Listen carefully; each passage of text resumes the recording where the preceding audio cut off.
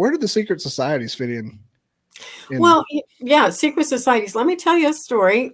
This was kind of early on. This was before I was doing a little bit of UFO research. I was not doing any of the intuitive work at all, or didn't even know how. But I was a hypnotherapist, and I was teaching hypnosis at that time. And I had a class that I put together, and there were maybe 12 students in the class, which was a little bit larger than most of the classes I taught. So because it was so much larger, I decided to do an extra practice session on Sunday evenings. There was one student in the class. He was probably a little bit more intellectual than the others. He was a stockbroker, and he was semi-retired, but a stockbroker. And the other people in the class were quite a bit younger than he was as well. But he was always asking questions about mind control. And I thought, well, it's strange because I didn't really know much about mind control or using hypnosis for mind control of any sort. I didn't really address him a lot during that. But he seemed really down to earth and asked really intelligent questions.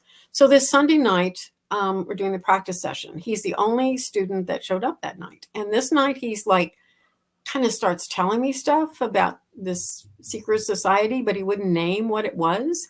And he would like kind of tell me a little bit and then kind of back off, and then tell me a little bit and back off. And I'm thinking, well, that's odd, but he was hesitating, like he didn't feel comfortable telling me about it. So eventually he kind of all came out, or at least parts of it. And he said, he had moved back east to go to college when he was young. And he married into a family that was like deep pockets money. We're talking old deep pockets money. And in that group, in that family, they were part of this secret society. And because he was married to their daughter, he was invited into the secret society and went up the ranks really fast, because that's where they were. And they did some occult type work there at that high level. And one of the things they did was project things to him. He was kind of basically a receiver where they would project images and headlines of newspaper headlines and all kinds of things to him to see what he could receive.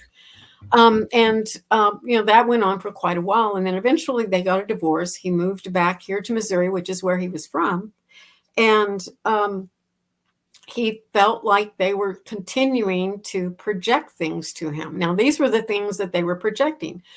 He was seeing aliens on the wall of his house. He was seeing UFOs when he went outside. He was seeing, headlines of papers at times. He would just look down at the table and there would be a newspaper and he could see it and there was a headline there.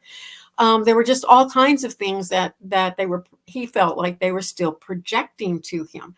And he said, he couldn't tell the difference between, if those were real or if that was a mental projection to him, which I thought was really, really interesting. So that made me, and also it goes further. That night ended, he went home. Class was in 2 days. I didn't feel well. I asked my husband if he'd call the students and ask them not to come that night. And when he called, his phone was disconnected. The man never came back to the house. I never saw him again. It was like he disappeared off the planet. Wow. I know. It was very strange. So I don't know if he was there telling me this is possible, or if he was there really wanting help with this mind control thing and not want this projection anymore. I'm not sure what he was doing there, but that was a really wild, weird story.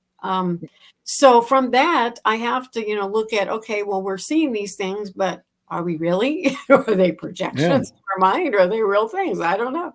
As far as the students you had, did you ever hear about him in the news or anything? Like found his body or, Nope, nothing. Absolutely nothing. He was just gone. Wow. Yeah. He tried to dig too deep, took him out.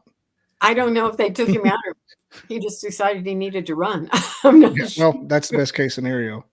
He was so hesitant.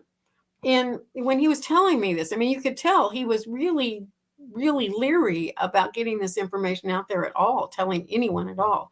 Now, I know my phone was bugged probably not far from that same time.